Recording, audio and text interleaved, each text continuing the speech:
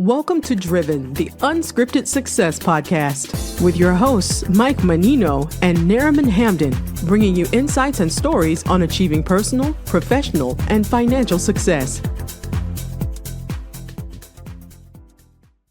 Hi, everybody. This is Michael Menino, and welcome to Driven Unscripted Success podcast. Today on the podcast, we're interviewing professionals who share their experience with you, the audience, and how they got to where they're at today. And zooming from the beautiful island of Naples, Florida, from the Bronx, we got Josh Perez. Hey, Josh, how you doing? Doing good, sir. How are you? Better than I deserve. Josh owns Naples Smart Home Watch. Can you do me a favor and tell everybody about yourself, how you got to where you're at today, and your business?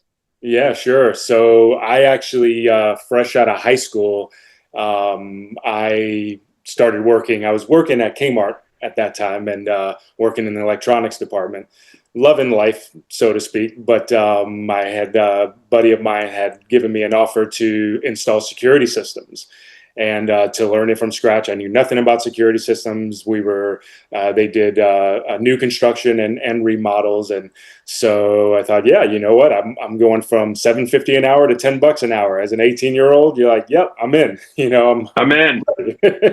So did that and enjoyed it. And from there, I also, a few years later, then another friend of mine had offered me to start doing electrical work. And have never done electrical work, never messed with power at all, and said, "Hey, we'll teach you. You'll be green. We'll teach you from the start." And I enjoyed it. I'm one of those guys that the classroom never really did it for me from the standpoint of the instruction. I've got to see it. I've got to do it. I've got to work on it. And so that background of the security systems, the electrical, knowing how power works and knowing what's behind the walls, and all that. But then I took a little bit of a turn, which I've got a Bible background, a Christian background, and I knew that I was going to go into the ministry at some point in my life. And so I was about 20 years in the ministry, pastoring with a local church here, and then I planted my own church about 10 years after serving on staff with that church. Did that for about 10 years, and then I just retired from that and found myself just kind of just going through different careers. I sold on Amazon as a third-party seller for a few years, and then Amazon kind of restricted things so much where they're weeding like third-party sellers out. But it brings me to especially those three different careers bring me to where I am today from the standpoint of having my business, Naples Smart Home Watch. I've always loved technology. Again, going back to security systems, I had a passion for that. Back then, when we were doing new construction, we were putting sensors on every single door, every window. We were putting motion detectors on every corner of the house and those sorts of things. And now what's the glass breaking sensor too? Yeah, so if you heard glass breaking, Yeah, remember those? Yeah, I did. I've been a builder for 38 years. I know exactly. Oh, there you go. About. Exactly. So now I advise my clients with my business, I advise my clients on smart home watch technology that is out there, smart home devices that are out there that you can place in your home and watch your home. Essentially, our motto is your home can watch itself, and can watch your home, whether it's cameras, whether it's thermostats, whether it's even robot vacuums, doorbells, all these devices that you don't need the traditional security system that I used to work on, and you don't need as many devices, again, as we used to put in the homes at times. But the other thing, too, is even with my pastoral background, I've always had a love for people. I've always had a love for people's well-being and people to be just successful in life in itself. And so that passion comes into my business from the standpoint of having that desire for people to have that peace of mind. Especially, you think about your home is like one of your largest investments that you'll ever have in your life. And so that's what I do. Nice. Very nice. Love the pastoral part too. I love, I do public speaking. I love speaking at churches. Oh, It cool. is, yeah, it's really, it's a passion of mine, and God's gifted me with a lot of gifts, and one of them's breaking stuff, and got me to the world stage. I'm actually going to the U.S. Open Oh, next nice. month to compete again, and I love sharing. Imagine I'm on stage and I'm talking, and God's gift. God gives gifts to a lot of people. My gift is breaking stuff. So I took that to the U.S. Open. It's the craziest gift he's ever given. I don't know, but it's one of the craziest gifts he's ever given out. Hey, whatever you can use for his glory, right? Right. Exactly. I got a great story.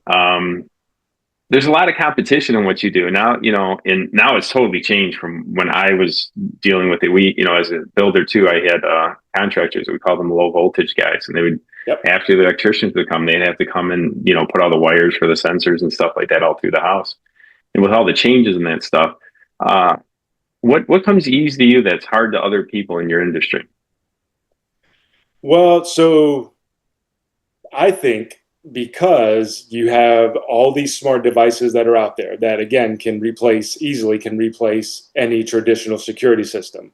I think the wireless aspect of it is huge. I don't have Yeah, to cut holes anymore, especially when we right. remodel. And again, yeah, you're very familiar with it. I don't have to cut holes. I don't have to fish wire down walls or get up in the attics. I mean, I remember those days when I was in the attic and I'm sweating my butt off. 100% true. So I don't have to do that stuff anymore. So it's saving me from doing what I used to do. I mean, I'm 49 now. I don't care to be going up in attics. When I was 20, hey, I didn't care. I'd go anywhere my boss told me to go. I'd get through that. I'll get it there, boss. I'll get that wire there from A to Z in the attic, no problem. But 10 times easier now, right? yeah, exactly, and that's what I think is again a good part of it is just having that wireless aspect of I can put whatever camera you want essentially anywhere. I can put the thermostat essentially anywhere. I can put the video doorbell anywhere. I can put all these different devices anywhere because of that wireless capability. I agree wholeheartedly. And, I think the only wires now with power, and some of them are just battery operated, right? Exactly. Yep. What do you like better, the battery operated or the powered ones? So I lean toward the battery operated. Now the issue obviously with those is you do have to charge batteries. So if you have a camera that's 8 feet, on the wall or 10 feet, then you got to get a ladder. You got to get the Yeah. battery out, or you got to get the camera off. They do have quite a few different types of cameras. The ones that are even magnetic. The base is magnetic, and then the camera just pops right on by a strong magnet. So then when you do need a charger, you just pop it off, go plug it in, and How, charge it. how long do those last? How long So does a battery typically? they've got some good longevity to them because even with constant use, so like in my home, I have them scheduled. I have them scheduled where they come on later in the evening, they're on throughout the night into the early morning, they turn off. Usually my batteries last a good 5 months. I would say if you're Really? using them continuously, you're still looking at 3 months, 2, 3 months that you're running on a battery before you have to charge it. So 5 months is awesome. That's great. I do love technology. It does make our lives a little bit easier. Oh yeah, for sure. Especially Um, when it works. all right. If someone listening to the podcast wants to get better at what you do, what would you suggest to them? What tips and tricks would you give them? So getting better at what I do as far as my business goes. Business wise? Well, you could say the pastoral too, but either or. Yeah. So, um, I think the that aspect of, again, as I mentioned, a lot of people, especially those that are a little bit older, might know that these devices exist, but aren't necessarily interested in like, okay, how do I hook this up and make it work, apps and all of those things. And so even just the aspect of the consultation, Like just being Mm-hmm. able to, so like right now, for example, I did my third workshop. I created a workshop about a year ago, and I just did one last week in a gated community. And basically, I'm trying to get into gated communities and just say, hey, I want to offer something of value to the community. Again, Mm-hmm. obviously, in hopes that I can generate business from it. But Mm-hmm. being able to give something of value and to share with people what devices are out there, their benefits, what they can do, because a lot of people are ignorant, to what's available and what's out there. Not There's so much out there, though. It's hard to. it It's is hard. That's where you come. That's where your specialty comes into play, because how do I know which system or what connections? What do I need? What do I have? And what do you want? All of it. So the exactly. consultation is a huge part. Yeah, and that's huge as far as what do I need and what do I want, because take for example your smart cameras. You've got the smart cameras that just they stand still and they've got that cone effect of as far as visibility. But then you've got motion tracking cameras. And so a client may say, "Hey, listen, yeah, I want to just have this area covered. That's all I need." Another client says, "Hey, I want to know if my camera picks up somebody that it's following them, making sure they're not going into my house or something, whatever it might be." So they've got the motion tracking technology. So yeah, they're being able to, I guess, getting better at being an expert on what is out there to be able to communicate that with the client, to communicate that with people is a step up, because again, the slew of devices that are out there, you can just, Get wrap. lost in the enigma. Oh yeah, absolutely. Lost. You just lost. 100%. I agree with you 1,000%. Uh, yeah, your service is a good service. People should give you a call and have just a simple consultation with you, because I think you could save just a ton of time, money, and effort putting up the wrong system. Oh yeah, exactly. And even thousands of dollars, where if you're getting, like a traditional security system, like you can spend, you know, Oh, easy, easy. yeah, One of my houses I built, I planned for a security system. This is about 2000. Oh, it wasn't that too far ago. 2019, and I put cameras all inside and outside the house, and they were all wired. And it was just at that point, they were switching everything over in the last 5 years, right. and then 2 years later, I'm like, oh, this is the worst mistake I made in my life. Thousands of dollars for something that a couple $100 in cameras could do now. Exactly. It was bad. It was really bad. Had Ethernet cables running through my entire house. You know how fun Oh those are to hook. yeah. Wish I would have known you then, buddy. Yeah, Um, right. if in your career, you sound like you've had a couple careers. In your total careers, what is one of the biggest challenges you had to face and overcome? uh, Biggest challenges. That's a it's a good one. It is. It is. I almost feel like the education standpoint. So, going back to when I was doing security systems and even the electrical stuff, not being educated, and I the cool thing is I was offered the opportunity to learn, but I think just not knowing, and then um, not being confident that you can do because you don't know. So if I had the education and I knew about it, it's like, oh, okay, I can have a level of confidence in walking in to install security systems or to wire up somebody's home electrically. Even from the pastoral background, I didn't go to school still until I started at the church, and it was one of those things. I just been blessed with the opportunity where people have seen my potential along the way and said, hey, you know what? I want to give this kid a shot. I want to give this kid a try.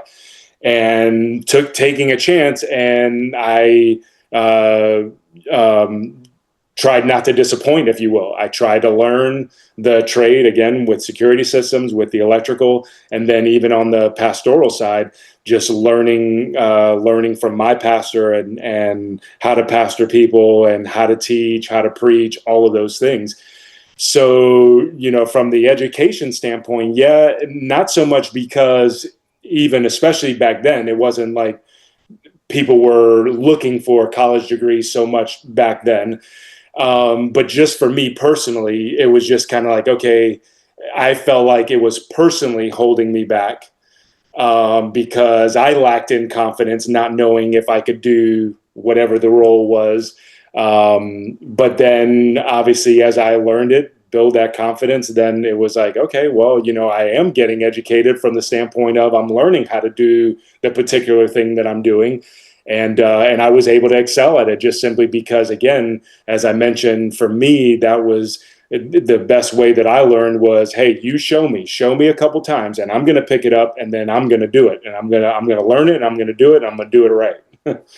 Right. That's kinesthetic learning. Someone shows you with their hands, and I was really good at that too. And I love working with people that were good at that too, because once you show somebody a couple times and they get it, it's just awesome for everybody. Yeah. And, not everybody is that way. Obviously, there are people Right. that they need the classroom, and that's the way that they learn. And if they were to be hands-on and be like, I'm clueless, I don't know what you're doing, this doesn't work for me. So, everybody's different in that regard. Agreed, 100%. I teach martial arts, and so I got 10 students run them. Each one of them learns differently. And I got to show only Right? one way. It's very tough. Yeah. I agree with you wholeheartedly. I know exactly what you're talking about. Well, listen, Josh, things that looks like they're going pretty good for you in your business. Looking forward to the future, wondering what you do to create passive income, and how do you invest? How have you invested in the past? How do I invest? How have you invested in the past? How have I invested in the past? So as far as the income goes, you're saying, right? Well, typically when you're on your own business, you make a little bit of money, and then what do you do with that money once you make it? A lot of people I've noticed in the trades, most of my friends in the trades had their houses paid for, so they put their money in their houses, which is a great investment. Right. What investments have you done over the years, and how have you done well at it? Yeah. So, I mean, I would say at this point, just kind of getting rid of debt, if you will. So, Yeah. Oh, yeah. It's a big one. Making the investment in, especially as when we were young, we bought a lot of stuff on credit, money we didn't have, and just being stupid, or whether it's college degree, we're still paying for college, or so at least at this point, just making the investment in kind of paying down that debt, which we're doing fairly well at. My wife is a headhunter, and she's been doing that for almost 20 years. And I'm fortunate to where she's, kind of the breadwinner, if you will, and I can focus on my small business, so to speak, and just kind of build it up from scratch. Like I said, it's been about a year since I've had this business. But that's one of the things, we're focusing on, is just, hey, let's get rid of this debt. And, we've got a 9 and a 7-year-old. So we've already started making the investments in college, because, they're 9 and 7 now. They're going to be 18 and 16 in like next year. Getting rid of debt is so huge. People don't understand it. Dave Ramsey said it best. He goes, you want to be debt free, and he has a big systems and process on how to do that. Right. And once you're financially debt free, then you can really start to invest. Invest in yourself, invest in the future. That's one of the biggest investments you can make. Yep. Exactly. Yep. So here's a question for you. Now that you're probably halfway through this gig called life. If you knew what you knew now, and you could go back into the past in your 20s, what would you do different, and what would you do the same? So again, going back to a little bit of the education, I probably would have taken my education just a little more serious. So I remember being my junior year and just begging my parents, please, can I get my GED? I just want to start working. I just want to start making money, because, and there was a part of that that was correct thinking and that I wouldn't change, in that I still don't use Algebra 2 to this day.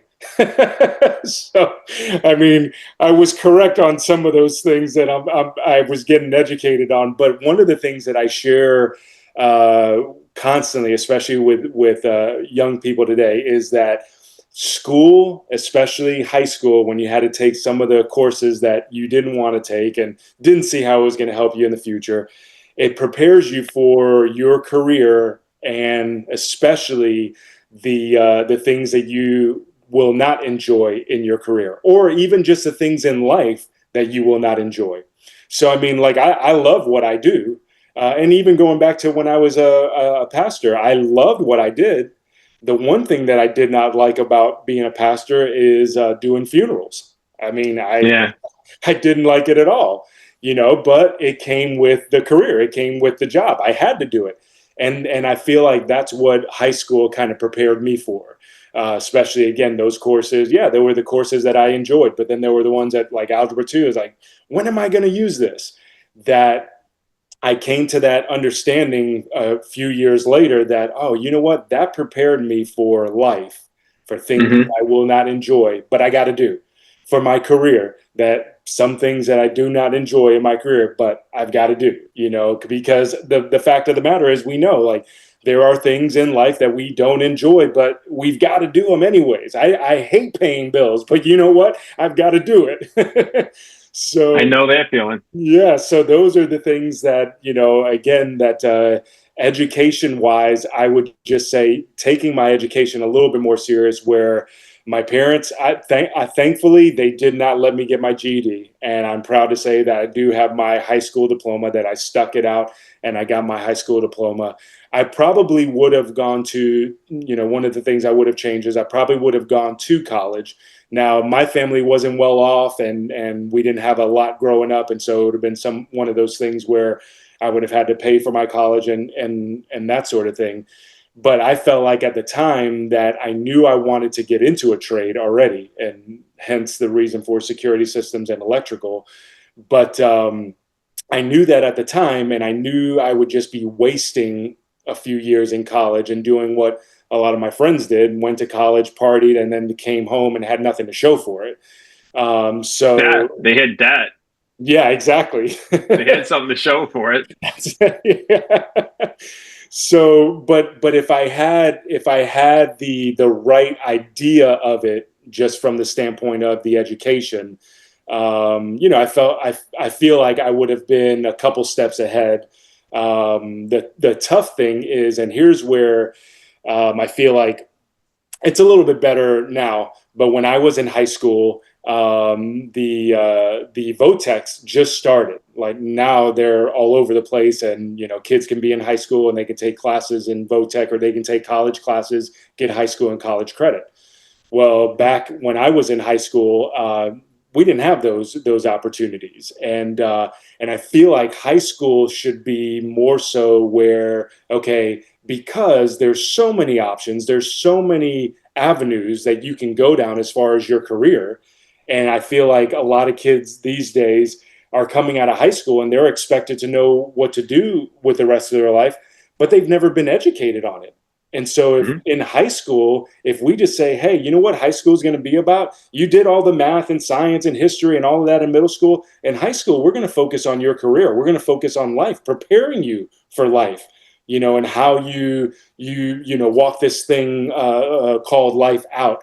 But especially your career, what you're going to do. So high school should be focused on, what are you good at? Let's take you down that avenue. Here are some options. And so I wished I had that opportunity when I was going through high school, because it would have taken that cone, if you will, of opportunities, and just kind of narrow it down a little bit to where I say, all right, yeah, here's what I'm good at, here's what I'm not good at, and here's what I enjoy, what I don't enjoy, and all of that. But that gives a little bit of an idea of some things I would change and keep the same. Gotcha. Awesome.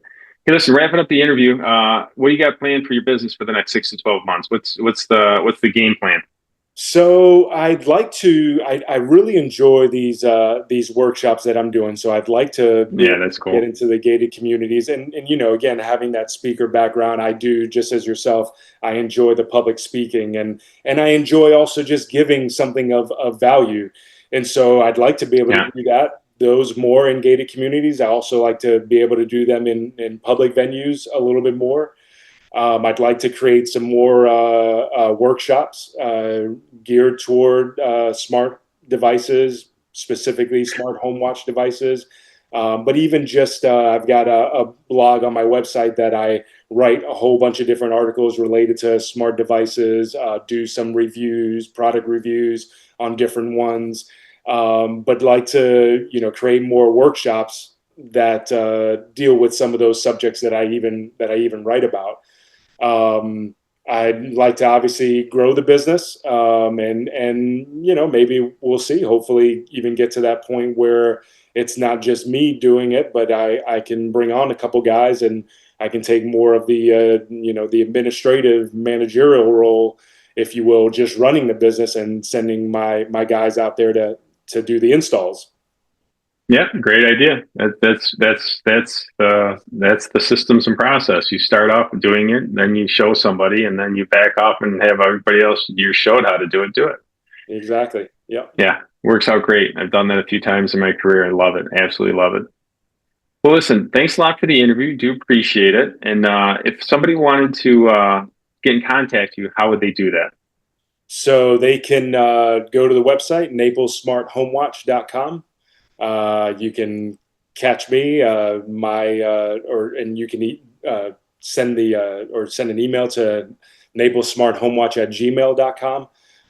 Shoot me a call or text at 239-438-8494. That's my direct line to get in touch with me. And I'm also on the social media, whether it's Naples Smart Home Watch or Josh Perez.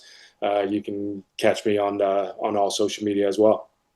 Awesome. Thanks, Josh. Appreciate it. And if anybody would like to have a consultation with Josh about smart homes, trust me, it really is beneficial just to talk to him for probably a half hour, 45 minutes for a consultation, just to know what kind of system works best for you.